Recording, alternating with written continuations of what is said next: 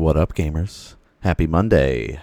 It is another Modern Magic Monday, continuing with our twice-a-week modern action on Mondays and Thursday.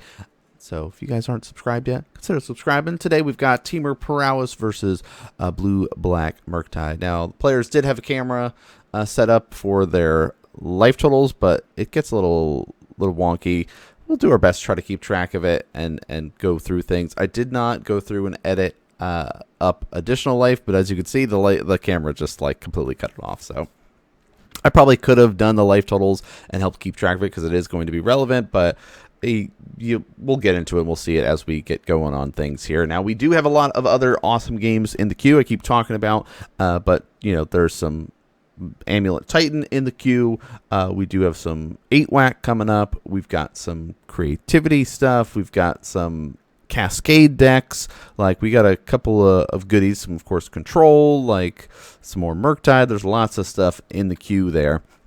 So if there's a specific deck that you want to see more of, let us know. We'll see if we can be able to feature it on the channel because, again, this is all recorded up at our local game store, Comic Kung Fu, for our weekly Modern that we do. We get able to bring our camera equipment, set everything up, and do some recordings for the players there. So we've started things off with a hasty Prowess creature, followed it up with a Dragon Rage Channeler here, which is great for doing the surveils and kind of helping to set up that delirium, fill up your graveyard, especially if you're going to be utilizing that graveyard later on. But let's see, we are pushing for damage here, swinging in, and here's a lightning bolt. Let's try to go as big as possible. So, of course, 3 damage coming across. The Prowess trigger, we got our nice little surveilling. So good on the Murktide player, just kind of acknowledging, hey, don't forget about this. Always use those surveils. I will say it's like understanding what to pitch and what not to becomes a skill to practice and master when it comes to a surveil style deck. But 2 lands now for our Murktide player, but kind of land go is how they're playing. They don't have any, ponders, some preordains or any of like cantrippy stuff yet, but they're kind of setting up. No frog on turn 2 either, so it's going to be interesting to see, are they holding up a counter spell here? Where are they kind of going about things? But we do have a Mishra's Bauble, which will again get a surveil trigger. I'm not sure, can't see it from this angle, but trying to decide, and we also get to kind of refill our hands with it a little bit because of that ability to take a cheeky peek at our opponent's stuff. So swinging 3 damage total here. Just a little chip damage here. All right, last turn was a big 5 damage. This time 3. So 8 total, putting our opponent down to 12 already. And then let's crack it. Take a look at our opponent's top card. Get ourselves kind of with as much information as possible about how things are going. Now, with the fetch land, we're more likely than not going to end up not seeing that card on the top. So, yep, there we go.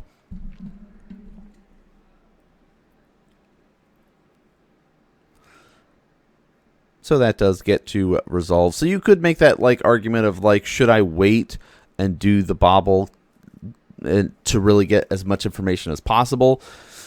Yes, you could, but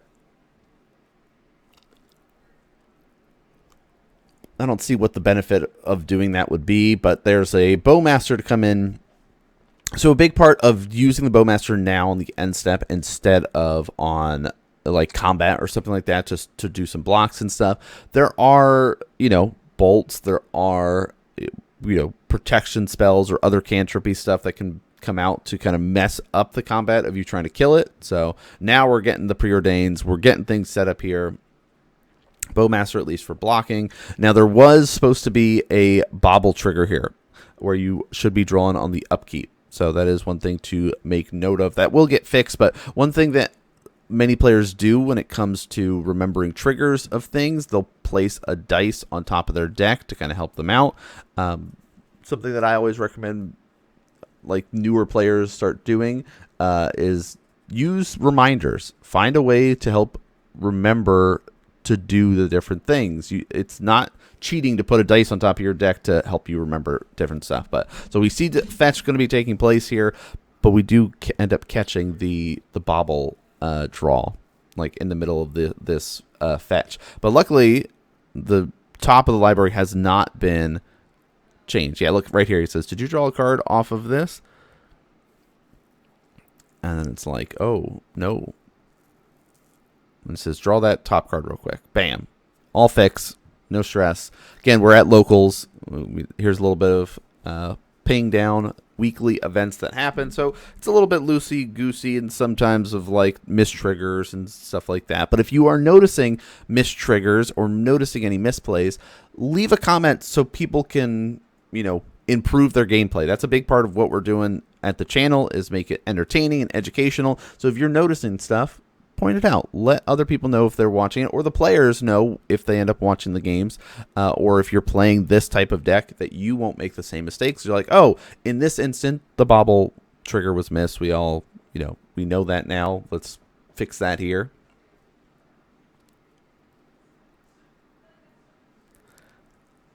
All right, let's see. Surveil land taking place here. Yeah, getting rid of the preordain, which makes sense, knowing that it's like, okay, the Bowmaster is going to destroy me a bunch here. It says, let's get rid of this, kill this.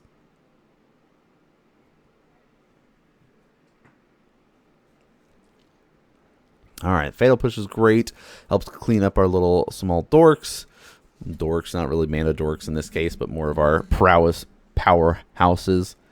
So now it's kind of letting into this kind of mode of, okay, we need to find another threat. We know there's a slick shot in hand. We could go for a plot plan here of like, let's plot this and try to do it on a following turn and get a big explosion. A lot of times prowess players will do it. The benefit for that is like you get a one big, huge like OTK type turn. I'm just going to like burst you down with a bunch of stuff.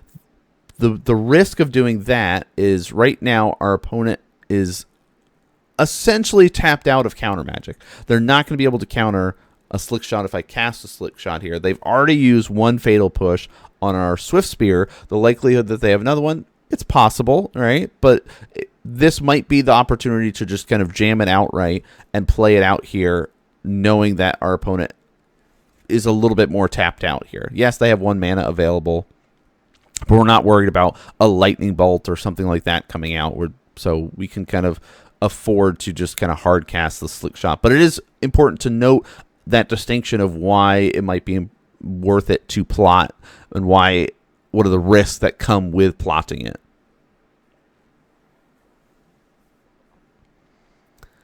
All right, we got haste, so let's swing in for 1 damage. Our opponent's at 12.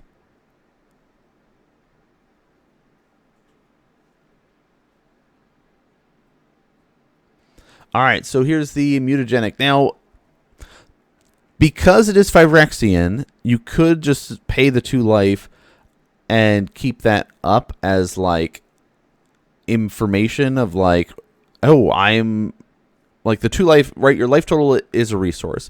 And by pushing for that extra damage there, which is a big burst of damage, right? 2, 4, 5 damage total again. Huge swing there. But like by sacrificing 2 life to do that, it maybe puts your opponent in a little bit more of fear or worry of what else you could have with that 1 mana. Be like, oh, do they have another lightning bolt? Do they have a lava dart? Like, what do they, what could they have here that I should be worried about? At the same time, if you're worried about preserving your life total because of the orc army and stuff, I could see why you're just like, I've got the green mana. Let's play it out. Okay, Murktide player, though, does have the 1 ring. There looks like a land short here. They need a way to deal with this flyer. They have a Toxic Deluge, but in order to do it, they're going to go to like 2 life, right? They're sitting here at 4 right now from all the fetch lands, from all the burst damage. So, you kill off your own creatures to do that, and then, they go to 2, your opponent top decks like a Swift Spear, and then you're at 1. Like, that's too risky of a line to go for here. So it's like we've got to buy time. Looks like another Bowmaster as well. So we've got Bowmaster we've got lines available. There's a counterspell too. So we're like trying to set ourselves up for a nice little, okay, let's put a stop to what? Put a stop to you trying to kill me this turn. No removal spell, though. No fatal push. Okay. This is a nice one. Underworld Breach. So we've got, of course, Mutagenic. We've got our Bobble. We've got a Lightning Bolt. Those are like the 3 easy ones to try to target and go for here. And we are going to be hit the counterspell. Let's just put a stop to that. Because, yeah, that's basically saying I'm dying this turn if this resolves. So we have to fight over that. Let's swing in for 3 damage here. Cling to Dust. That's really nice here. So we're going to be targeting Dragon Rage Channeler to gain 3 life. Basically, it's trying to use a fog effect here. But there's a Lightning Bolt. So that's 3 damage, giving another +2 to our Slick Shot. So yes, we'll gain 3, but we're still taking 5 this turn. I like the Cling to Dust line of trying to use it almost like a fog effect.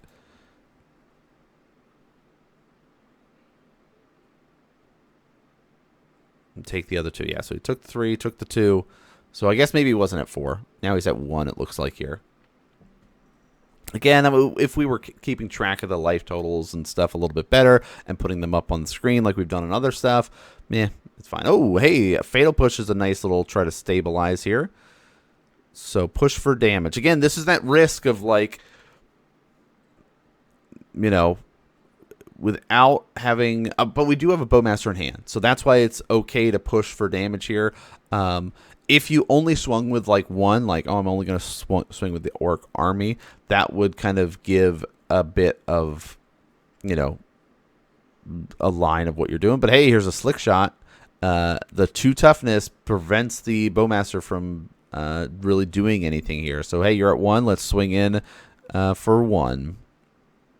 Game 1 goes to our Prowess player. I'm listing as Temur Prowess because they are running the Mutagenic. We saw the Stomping Grounds in here. It's really more of the, most Prowess lists that are running blue are on the Temur side of things. But every now and then you'll just see the pure Izzet style with the preordains, with the things like that. But yeah, not really anymore. I like going for the green. There's a lot of good green sideboard stuff. We got to see a little bit just briefly there for sideboard options and Blood Moon coming in here. This sort of like idea of Blood Moon effects being very good in today's meta. A lot of people are using Surveil Lens, using Shock Lens, or doing all these things to kind of set their mana base up to be as clean and consistent as possible. And part of that is, not running as many basics. Solid hand here, looks like, for our Murktide player. We've got, Preordained setting ourselves up. Looks like we already had the 1 ring and a Fatal Push in hand. So you're feeling good being on the play this time around to set yourself up with a lot of ways to deal with a big push. So over on our Prowess player's side, they, of course, are looking for that 1 creature to help them out. In this case, we're going to start with a Swift Spear push for damage with that little pokies for 1. Could be 2 here because we've got our Bobble as well.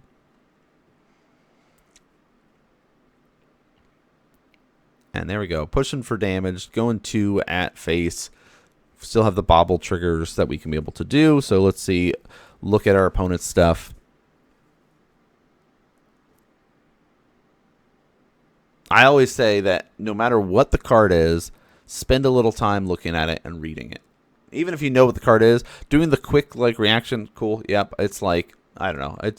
That's my, you don't want to give anything away by doing that. Did we draw a card?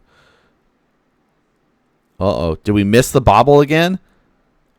Somebody let me know. I was so focused on the Fatal Push killing the Swift Spear that I wasn't paying enough attention if the Bobble trigger happened and we drew a card.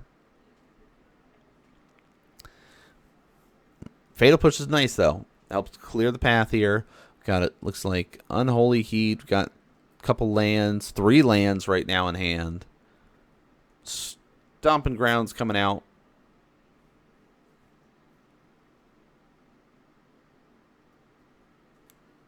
Do we have no more creatures. Oh, we still have 3 lands in hand. So we had 4 lands. Oof.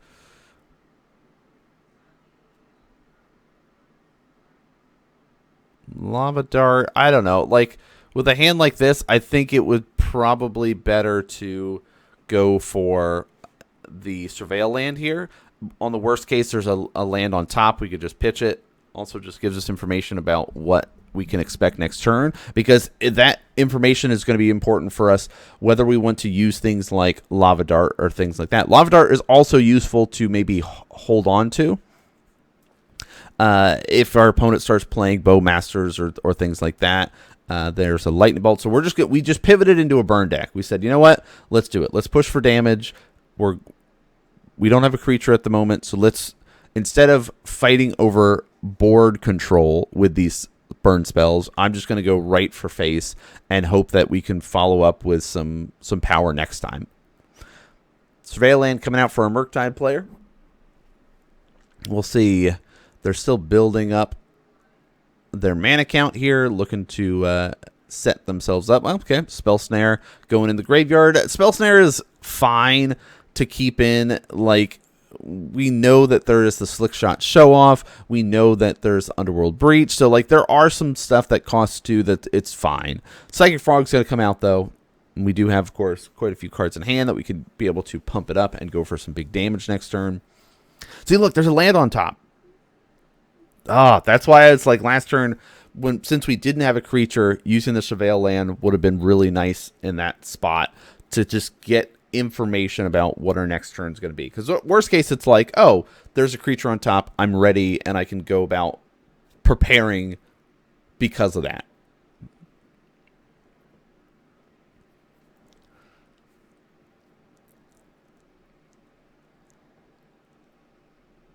All right, so what do we have? 4 lands in hand and an Unholy Heat. So we don't have Delirium right now. We have...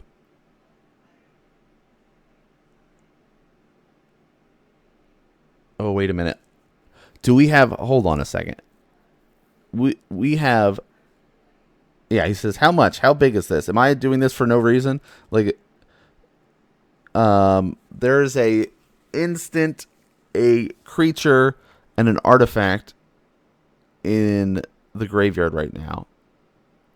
If we had played our fetch land here, it would have turned on Delirium and killed the frog. That would have been 6. They wouldn't have been able to have pushed through it with... I mean, what? They would have discarded their whole hand? No. Like, I guess 4 counters on it. It's still 6, so no, it wouldn't have saved it. So I don't know. I think that's... Ooh, this is a rough follow-up here. Exile and everything to play the Murktide. So we've got a 6/6 Murktide and a Frog here. So we're setting up for a big push next turn. So at least we would have only been fighting a Murktide, which would have been scary. But we wouldn't be allowing our opponent to keep drawing cards off the Frog if we had done our Delirium adventures. All right, Thundering Falls here. Now we're going to Surveil.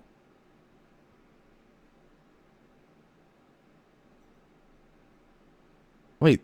Okay, there's no land. Yeah, it's Meteor Bauble. I was like, was there a land? No, there wasn't. So yeah, with that fetch land I think we had in hand, it would have worked out great. Or if we had done the Surveil earlier, it would have worked out great. But I'm pretty sure there's a Scalding Tarn in hand there. So again, we're talking through these lines just to help players understand... Here are lines that you could have done or could do if you're in a similar situation. Our Murktide player, though, has 6 cards in hand. So move to combat.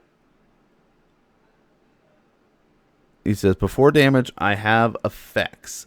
Let's boom. 1, 2... 3 and 4. So it's a 5 power frog, or sorry, 6 power, because 5 counters on it. It's a 1/2 normally. So 6, 7, 8, 9, 10, 11, 12. Let's keep it going.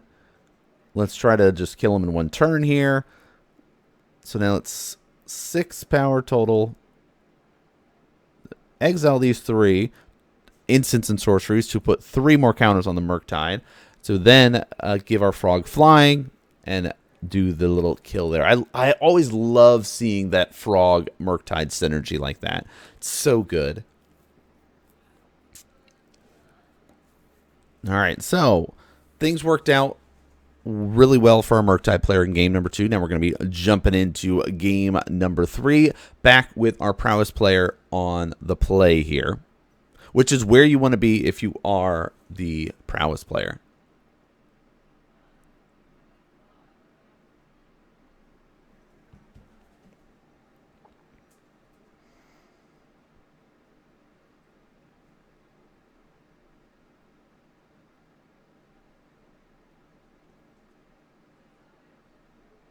Oh, yeah, the players are joking. It's like, you play left-handed? He said, yeah, I'm right-handed, but I put my deck over here on the left.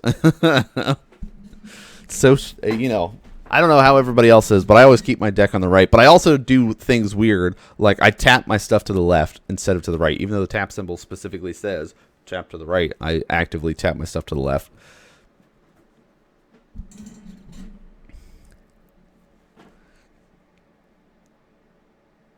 It says, are you going to play a Swift Spear? No, looks like a Dragon Rage Channeler is going to be the play here, though.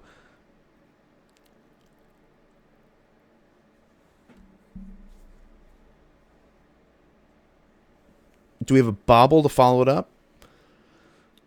We do. All right, so let's get that Surveil on. Keeping it on top. Whatever it is we like. Just kidding. Throw that land in the graveyard. Yes, nice. It's like if we already got like 2 lands or even 3, we don't need a third or fourth at the moment. Like we can get by on like 2 to 3 lands is really like that sweet spot for the Prowess. But hey, we got the draw. We didn't miss it this time. Love it. Land go. There is the preordain and stuff like that here in hand, but taking a turn to just wait and be able to get the Surveil lane for the Murktide player is perfectly fine. Like, yeah, we could take some extra damage here. The likelihood that we're going to be hit for, 3 off of the Dragon Rage, it's possible, but not as likely. All right, they're probably going to be throwing out some other creatures, doing some more annoying stuff this turn. Yeah, so Soul Scar and Swift Spear are both in hand here. So there is that line of, hey, don't... Oh, a Stern Scolding is really nice. Counter target creature spell with power or toughness 2 or less. Very nice. I run those in my sideboard, and they work out very well in this because it hits everything. All right, everything that your opponent is going to be trying to cast.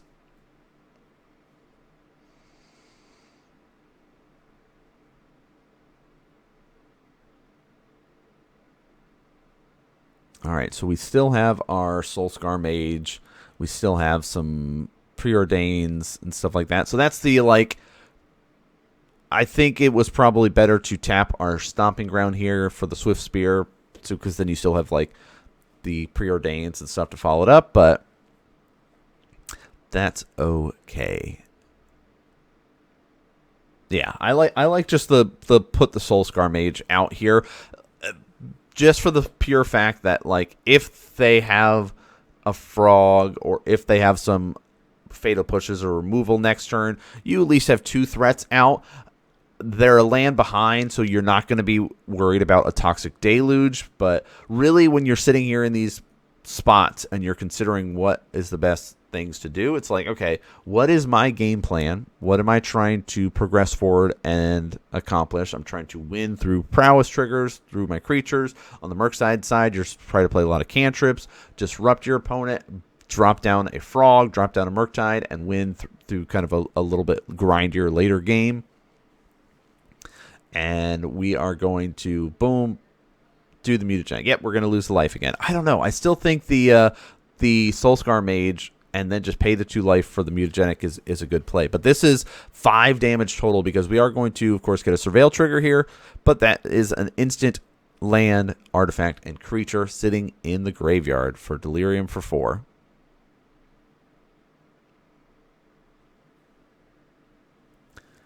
So we missed the Surveil there.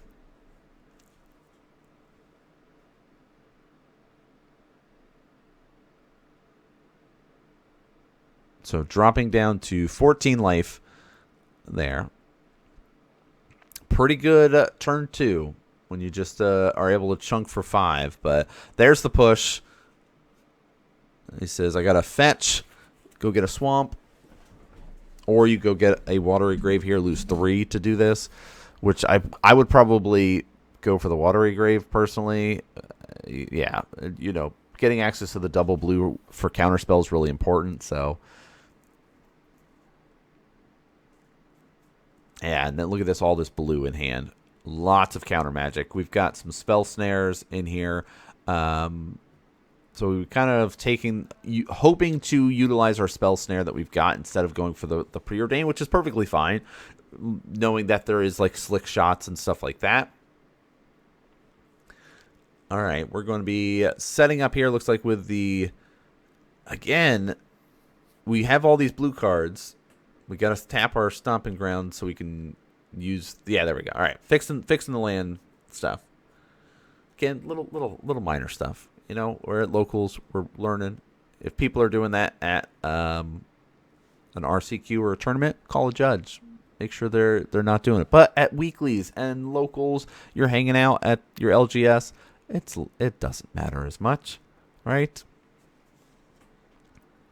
All right, preordained. We're going to do some setting up here, scrying to drawing a card, getting ourselves ready. So big thing, it's like we haven't taken too much damage. All right, so we're feeling pretty good. We pushed for 5 damage last turn. Our opponent was at 14, but then had to lose 3, so they're at 11 now. Soulscar, of course, does not have haste, so we don't have to. We can't do anything with Soulscar.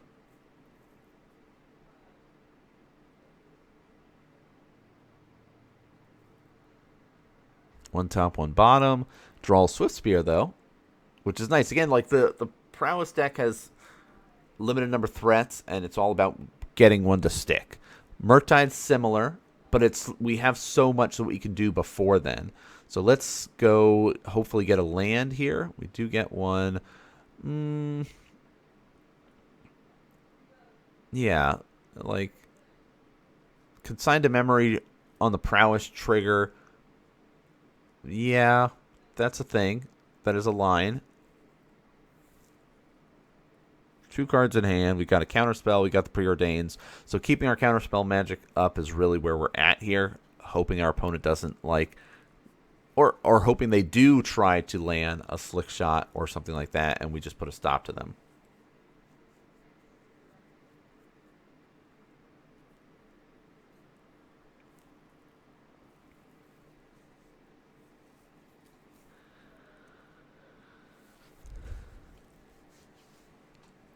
Go for the basic island here. I don't know.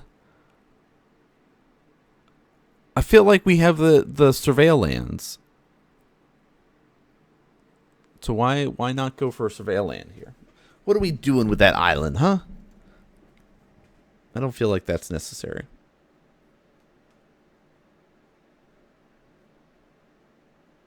All right, so now that our opponent has gotten up to that 3 mana, though, we do have to be mindful of a Toxic Deluge or something along those lines. All right, the removal that Murktide's got access to, it's Fatal Pushes. They got access to the Toxic Deluge. Like, there's things that we need to be worried about. Oh, okay, so we're doing it just so we can be able to consider on the end step. Consider. Let's sit there and... Okay, we're cool with it. Draw that card. Untap ease, upkeep, draw. Let's see what we can get here.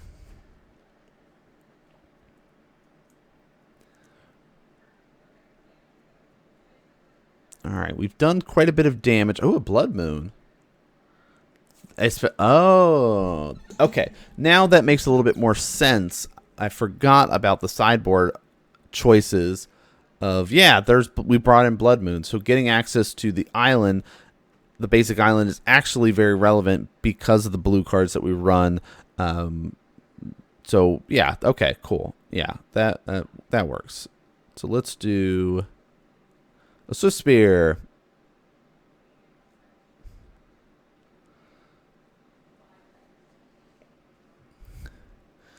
All right, let's fetch, lose a life. Go get a basic island here. Bink.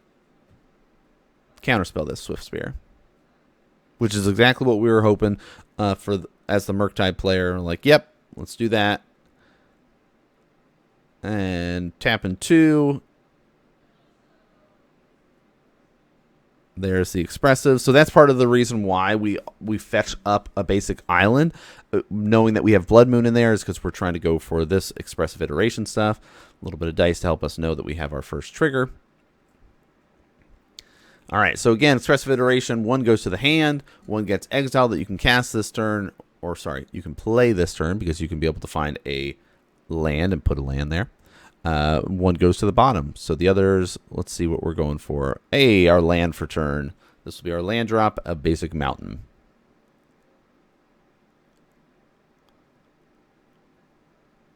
So there we go. Oh, bobble, so that's trigger number 2.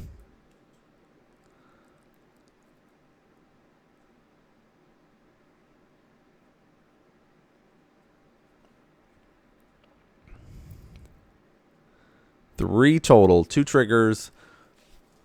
No, we can get through some damage. Bang, bang, bang. Again, big pushes here.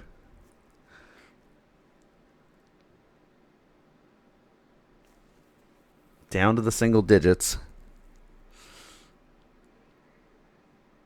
All right. Both get a draw card now. Ooh, a bolt is nice. Still think we hold that. You know, we want to push for damage with our Soulscar Mage. Preordained, though. Let's try to draw into a removal spell, draw into a creature that we can be able to cast. Like getting a Murktide out here would be huge. It would basically put a stop to what our opponent is doing and not able to push for any more damage.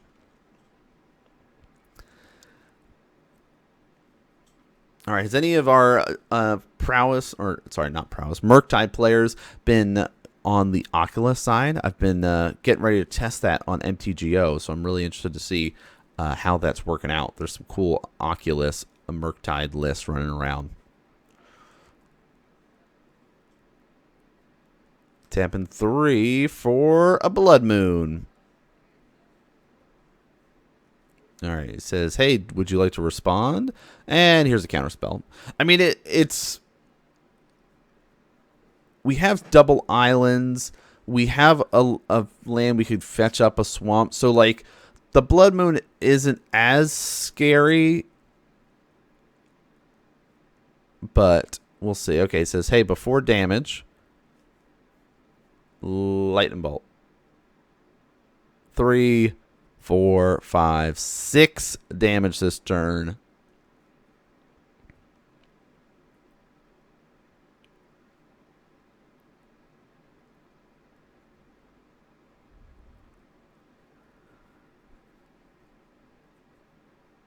Are we hellbent now? Do we spend all our stuff? All right, where's our threat? We need something.